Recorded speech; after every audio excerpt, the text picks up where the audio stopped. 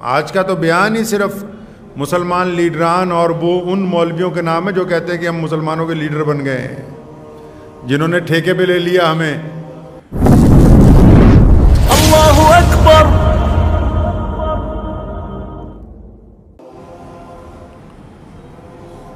आज गुज़िश्ता एक हफ्ते से मुल्क के मुताद्दिद दर्दमंद मुसलमान लीडरान, जिनमें हमारे अकाबिर उलमा हज़रात भी शामिल हैं और नेक हमदर्द मुसलमान कायदीन भी शामिल हैं, उनकी तरफ से मीडिया के ज़रिए मुल्क और कौम की जो हमदर्दी के पैगामात आ रहे हैं, उनको पढ़ने का, देखने का मौका मिला। एक मौजू ज़ेर बहस है आजकल कि मुल्क में जो मुसलमान रह रहे हैं, इनमें इत्तफाक आपस के अंदर एक प्लेटफॉर्म पे जमा होके और कौमों की तरह मुल्क की खिदमत करें और इज़्ज़त और वक़ार की ज़िंदगी गुजारने का रास्ता इख्तियार किया जाए।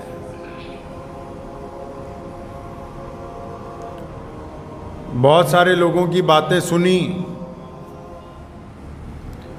कुछ जगह से दावतनामे मुझे भी आए थे कि आप इन प्रोग्रामों में शरीक हों, लेकिन मैं हरमैन शरीफैन के सफ़र की वजह से वहाँ जा नहीं सका। तो बड़े बड़े अकाबिर हजरात और बड़े बड़े मुसलमान लीडरान की जो इस हफ्ते में बातें मैंने सुनी हैं, तो बज़ाहिर तो ऐसा महसूस होता है कि ये सब चाहते हैं कि सरकार और मुसलमानों के ताल्लुकात बड़े अच्छे हों, खुशगवार हों और मुल्क में अमन, आपसी भाईचारा, प्यार और मोहब्बत की फ़िज़ा जो है वो आम की जाए। हर एक बंदा इज़्ज़त और वक़ार के साथ ज़िंदगी गुजारे। बज़ाहिर तो इनकी बातें ऐसी ही लगती, लेकिन बहुत सारे दरमियान में ऐसे हैं कि इनकी ज़ाहिरी बातें और बातनी बातें दोनों आपस में मेल नहीं खाती। ये बात ठीक है कि सब ये कह रहे हैं कि इत्तफाक होना चाहिए, प्यार होना चाहिए, मोहब्बत होना चाहिए और अपना अपना फार्मूला जो है वो पेश कर रहे हैं। अब मज़े की बात तो ये है कि सारे कह रहे हैं कि हम इत्तफाक के अलमबरदार हैं, हम अखुवत के अलमबरदार हैं, हम चाहते हैं कि आपस में भाईचारा हो, मोहब्बत हो। कमाल की बात यह है कि ये जितने मुसलमानों के लीडर हैं बार बार कहते हैं भी हम चाहते हैं कि मुसलमान एक प्लेटफॉर्म पे हों, लेकिन इनका किरदार ये नहीं बात करता है। हैरत तो तब होती है ना कि कहते कुछ हैं, करते कुछ हैं। ये तो समझ आ गया कि ये कौम को बता रहे हैं कि हमारे पेट में बड़ा दर्द है, तुम्हारी तकलीफ महसूस कर रहे हैं। और कुछ लोग सरकार से फ्रेंडली मैच खेल के मुसलमानों का बेवकूफ़ बनाना चाहते हैं। जिससे मिल लो कि हम तो अखुवत चाहते हैं, हम इत्तफाक चाहते हैं, हम चाहते हैं कि तमाम हज़रात एक ही सफ़ में खड़े हो जाएं, लेकिन हम चाहते हैं कि हमारी जमात अलहदा हो, हमारे मेंबरान अलहदा हो, हमारी मीटिंग अलहदा हो, हम अपना प्रोग्राम अपनी सदारत में करेंगे।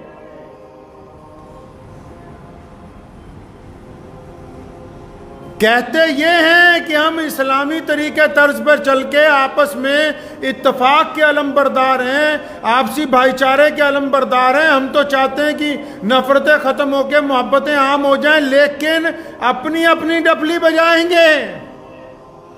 बार बार शोर मचाते हैं। अजीब, मुझे इसलिए आज बार बार अल्लामा आमिर उस्मानी रहमतुल्लाह अलैह याद आए। उन्होंने कहा है ना कि उरूज से बहरोबर ना होगी कभी हयात मुनाफिकाना, जुबां पे इस्लाम का वजीफा मगर ख्यालात काफिराना।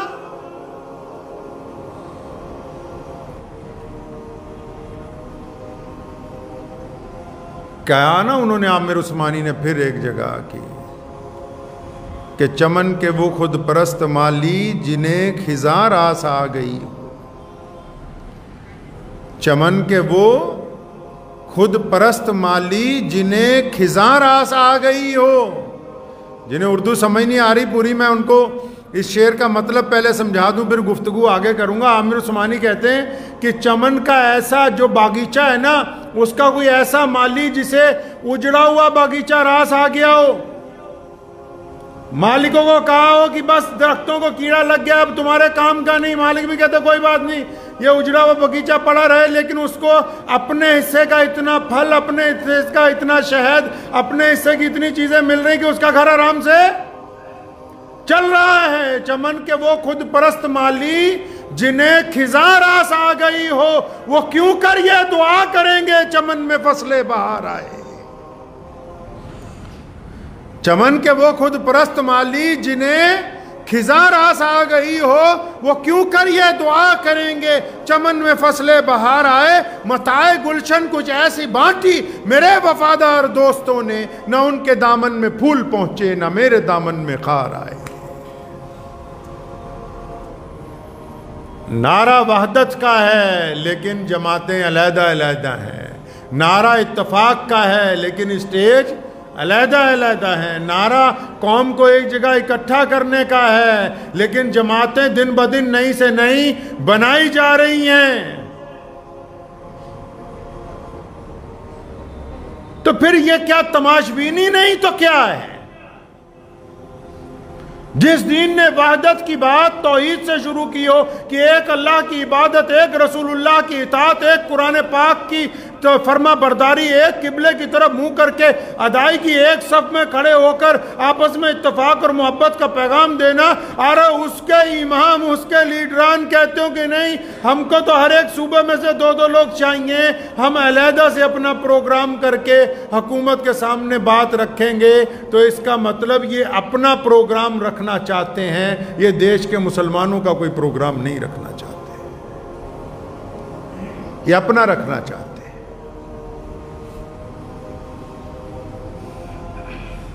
सबका एक ही बात है कहने की। मैं अक्सर एक बात कहा करता हूँ, आज का तो बयान ही सिर्फ मुसलमान लीडरान और वो उन मौलवियों के नाम है जो कहते हैं कि हम मुसलमानों के लीडर बन गए हैं, जिन्होंने ठेके पे ले लिया हमें। 1947 के बाद हमारा ठेका ही उन्होंने ले लिया पक्का, कि सरकार कोई भी आए बस हमने पेटेंट करा लिए मुसलमान अपने नाम।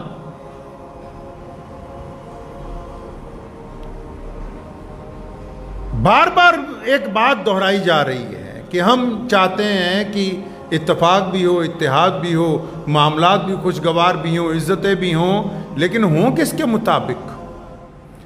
नमाज किसके मुताबिक पढ़ी जाएगी? कुरान पाक अगर पढ़ा जाता है तो उसका लबो लहजा कैसा होना चाहिए? ज़कात अगर देनी है तो उसका मियार कौन तय करेगा कितनी होनी चाहिए? हज अगर अदा करना है उसके अरकान कौन तय करेगा कि हज के अंदर कौन से अरकान होने चाहिए? अगर ये सारी बातें सिर्फ मोहम्मदुर रसूलुल्लाह सल्लल्लाहु अलैहि वसल्लम तय करते हैं तो फिर हमें मैदान सियासत में अहले ईमान को कैसा चलना है ये भी मोहम्मदुर रसूलुल्लाह सल्लल्लाहु अलैहि वसल्लम ही तय करेंगे। ये भी अल्लाह का कुरान और मोहम्मदुर रसूलुल्लाह सल्लल्लाहु अलैहि वसल्लम का फरमान तय करेगा। 3 तबके हैं हमारे यहाँ।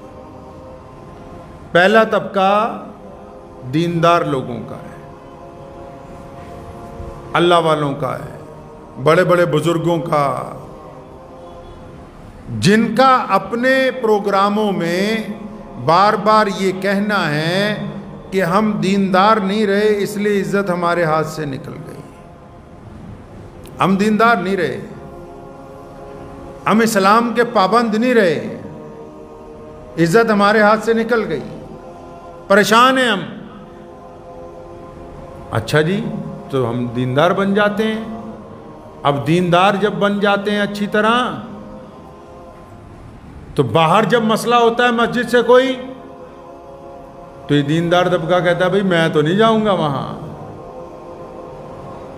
तो भाई तुम तो कह रहे थे कि अगर मुकम्मल दीनदार बन जाएंगे तो बड़े इज्जत वाले बन जाएंगे, हर मामला दुरुस्त हो जाएगा।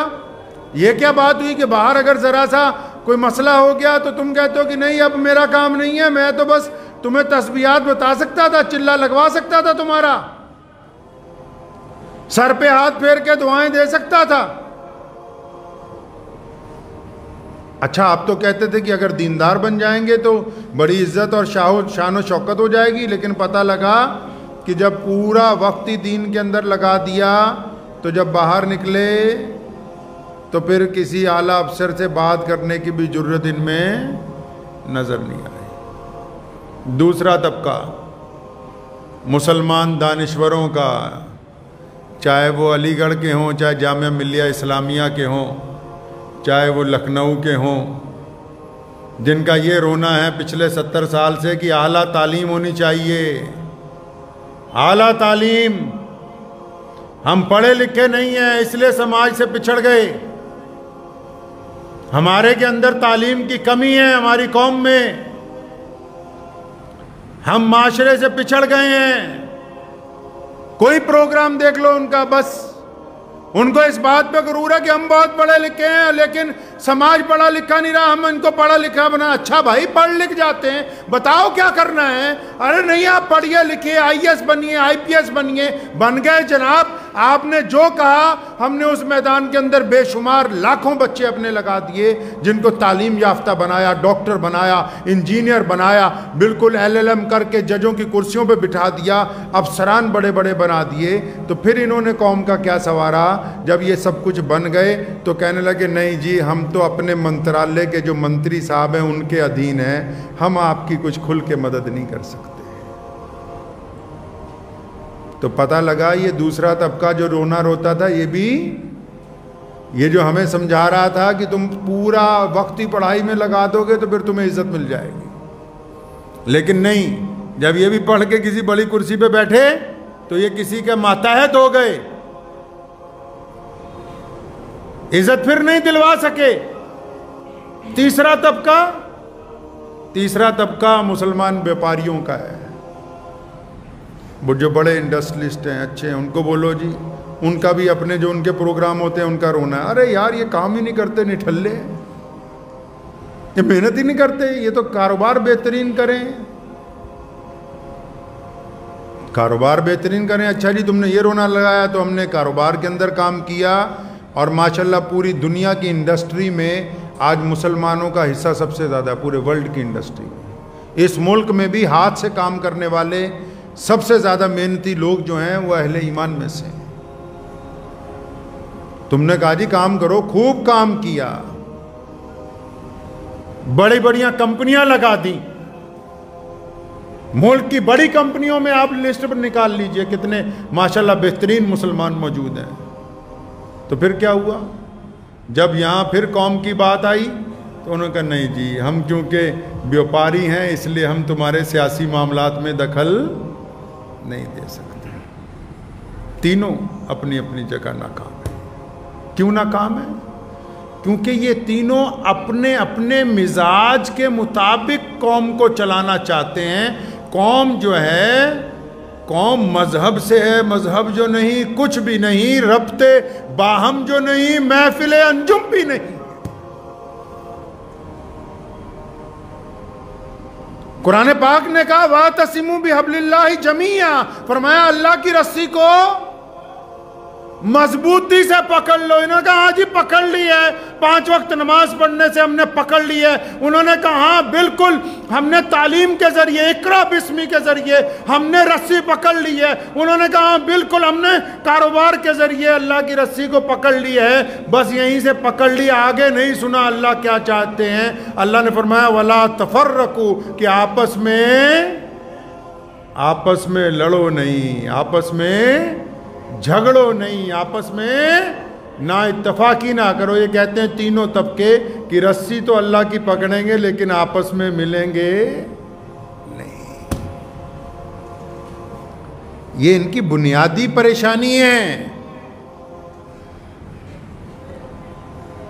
मुल्क की कोई भी हुकूमत हो, मैं बड़ी जिम्मेदारी के साथ कहता हूं, हुकूमत कोई भी हो, जब भी किसी कौम के रहनुमा, किसी कौम के लीडर, किसी कौम का कायद, किसी कौम के मेंबर पार्लियामेंट ईमानदारी दयानतदारी के साथ अपना मफाद एक तरफ रख के अपने मुल्क और कौम के लिए जब उस सरकार के बड़े के पास जाएंगे तो वो बिल्कुल इनकी बात सुनेगा, लेकिन ये जाना नहीं चाहते, ये जाना नहीं चाहते। ये बस जो बात अल्लामा आमिर उस्मानी ने नहीं ना, चमन के वो खुद फरस्त माली जिन्हें खिज़ां रास आ गई हो, वो क्यों करिए दुआ करेंगे चमन में फसले बहार आए। हुकूमतों का जो मिजाज होता है वो उसको जनता तय करती है, लोग तय करते हैं। हुकूमतें हमेशा अवाम के साथ चला करती हैं। अब जो अवामी मुत्तफिक ना हो, जिनके कायदीन ही मुत्तफिक ना हो, वो क्या अपनी दुख तकलीफ बता सकते हैं हुकूमत को जाके? मैं कहना तो नहीं चाहता था, लेकिन फिर भी दोहरा रहा हूं अपनी इस बात को कि अभी पिछले हफ्ते दारुल देवबंद की छांव में एक जमात ने अपना बहुत बड़ा प्रोग्राम किया और उसमें पूरे मुल्क की इधर की उधर की फलां की तलां की बातें करते रहे, लेकिन उन करारदादों के अंदर कहीं एक लफ्ज़ ये नहीं लिखा कि हमारी कौम में एक बुजुर्ग बंदा है, हमारी कौम में एक शरीफ आदमी है, हमारी कौम का एक दाई है जिसका नाम मौलाना कलीम सिद्दीकी है, जिस पर मुकदमा झूठा पड़ गया। हुकूमत को एक दफ़ा इस इजलास के अंदर एक दफ़ा इन मौलवियों ने करारदाद पेश करके हुकूमत को नहीं कहा कि हमारी बात सुननी चाहिए, हमारे साथ ज्यादती हुई है। लेकिन दावा है कि हम हमदर्द हैं कौम के, ये दावा लेकिन पूरा रखिएगा। और आप भी माशाल्लाह उनसे सिर पे हाथ फिरवाते रहें, 500 के नोट मुसाफों में देते रहिए, हटिएगा नहीं उस वक्त तक जब तक अल्लाह की तरफ से हुक्म ना आ जाए कि इनकी जगह दूसरे बंदे लाओ।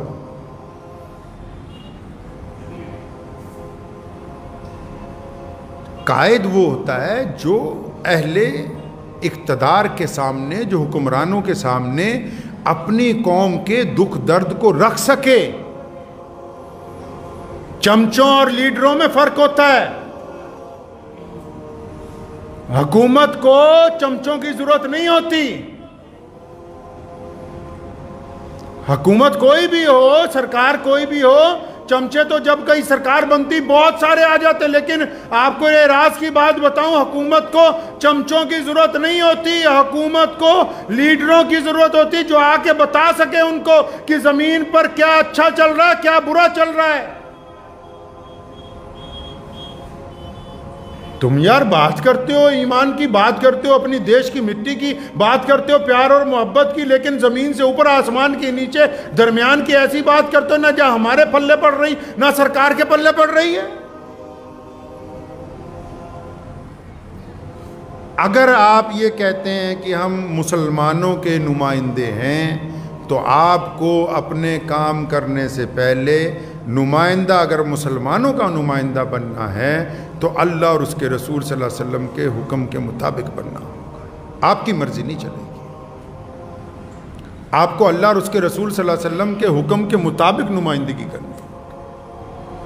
आज बस जुमे में इरादा पहले था कि प्यारे नबी हज़रत मोहम्मद रसूलुल्लाह सल्लल्लाहु अलैहि वसल्लम की सीरत के कुछ और वाक़यात पेश करूँगा, लेकिन गुज़िश्ता एक हफ़्ते से लगातार यही बयानात सुन रहा था तो दिल में आया कि कम से कम अपनी कौम के जो बड़े हैं उनको गुजारिश ही कर दूं कि हज़रत अगर आप वाकई इत्तफ़ाक़ की बात करते हैं तो हमें तो आप सारे के सारे बड़े अकाबिर हजरात, जितने बड़े अकाबिर उलमा हैं, जितने बड़े अकाबिर मुसलमान लीडरान हैं, हमने तो इनको अभी तक एक स्टेज के ऊपर नहीं देखा है। हमने इनको एक स्टेज पे नहीं देखा। ये बातें इत्तफाक की तब होती हैं जब अमली तौर के ऊपर इसका नतीजा किया जाए। प्यारे नबी हज़रत मोहम्मद रसूलुल्लाह सल्लल्लाहु ताला अलैहि वसल्लम ने हमें ये दर्स दिया है। आप सल्लल्लाहु अलैहि वसल्लम ने ये बात समझाई है हमें कि आपस में ना इत्तफाकी ना करें। मुसलमानों को तो रसूलुल्लाह सल्लल्लाहु अलैहि वसल्लम ने ऐसी बातें अता फरमाई जो पूरी दुनिया के लिए फ़ायदेमंद है, पूरी दुनिया के इंसानों के लिए मोहब्बत की अलमबरदार हैं, पूरी दुनिया के इंसानों के लिए फलाह बहबूद के अलमबरदार हैं, पूरी दुनिया में जुल्म व सितम के ख़ात्मे के लिए, पूरी दुनिया के मजलूमों की मदद के लिए फ़ायदेमंद हैं। और ये इतने कमज़ोर हैं कि हुज़ूर सल्लल्लाहु अलैहि वसल्लम की शान में बेअदबी हो तो उस पर भी कुछ नहीं बोलते, जबकि इनको पता है कि पूरी कायनात में मुसलमानों को अपनी जान से, माल से, हर शय से ज़्यादा अगर कोई कीमती हमारे नज़दीक है तो सिर्फ और सिर्फ हज़रत मोहम्मद रसूलुल्लाह सल्लल्लाहु ताला अलैहि वसल्लम की ज़ात गिरामी। मैं हुकूमत को भी बताना चाहता हूँ कि ये बोलें या ना बोलें, हम आपको भी बताना चाहते हैं, मुसलमानों को तमाम बातें मंजूर हो सकती हैं, प्यारे नबी हज़रत मोहम्मद रसूलुल्लाह सल्लल्लाहु अलैहि वसल्लम की शान में बेअदबी मंजूर नहीं हो सकती है। तो इसलिए आप तमाम हज़रात से गुजारिश है जो जिस इलाके में रहते हैं कि जो मुसलमान लीडर, जो मुसलमान मौलवी इत्तफाक की बात करे तो पहले उसके किरदार में देखें कि क्या वाकई इसमें कोई इत्तफाक वाली बात है भी कि नहीं है। अगर ये मसलक के अंदर ना इत्तफाकी में फंस गया, अगर ये ज़ात व बरादरी में ना इत्तफाकी में फंस गया, जो अपने घर में एक जमात के दो टुकड़े करके बैठे हों वो इत्तफाक की बात करते हैं, जो मसलक की बुनियाद पर दूसरे को गैर मुस्लिम करार दे दें वो भी इत्तफाक की बात करते हैं। हैरत अंगेज गुफ्तगू है इन हजरात की जिनको जिम्मा दिया गया कि हम आपको अपना इमाम बनाते हैं, आपको अपना कायद बनाते हैं, तो वो सिर्फ दावतें उड़ाते हैं, वो दुख दर्द की बात ही नहीं करते, वो परेशानी की बात ही नहीं करते। बंदा वही है जो दुख दर्द के अंदर दूसरे की तकलीफ को समझे। घर का बड़ा तो उसी को कहते हैं ना जी, हर बंदा उसके पास जाता है, अपना दुख बताता है, तकलीफ बताता है। और जब घर बहुत बड़ा हो, जो ये मुल्क भी एक घर का दर्जा रखता है, अगर ये मुल्क इतना बड़ा है और इस घर का जो बड़ा है उसके पास कोई बंदा पहुँचे ही ना अपनी कौम का दुख दर्द लेने के लिए, दूर दूर ही शोर मचाता रहे, अखबारों के अंदर ही शोर मचाता रहे, तो मैं ये समझता हूँ फिर वो बंदा अपनी कौम का बड़ा हो नहीं सकता। इसलिए मुसलमानों से गुजारिश है कि अगर आप बार बार आपको धोखा खाने की आदत ही पड़ गई है तो फिर ये धोखा आप ही को मुबारक हो। जो लोग बार बार एक सुराग से डसे जाते हैं, मोहम्मद रसूलुल्लाह कहिए सल्लल्लाहु, ज़ोर से सल्लल्लाहु सल्लल्लाहु। बड़ी प्यारी बात है जो आपको बताने लगा हूँ।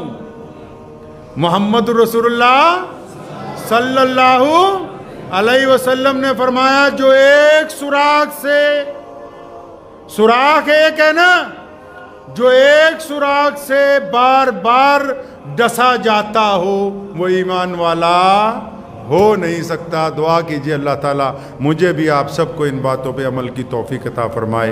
वाखिरु दावाना अनिल हम्दुलिल्लाहि रब्बिल आलमीन। मुझे उम्मीद है कि आपको ये वीडियो पसंद आई होगी। अगर पसंद आई हो तो ये आप अपने दोस्तों के साथ शेयर करें और इस चैनल को सब्सक्राइब ज़रूर करें।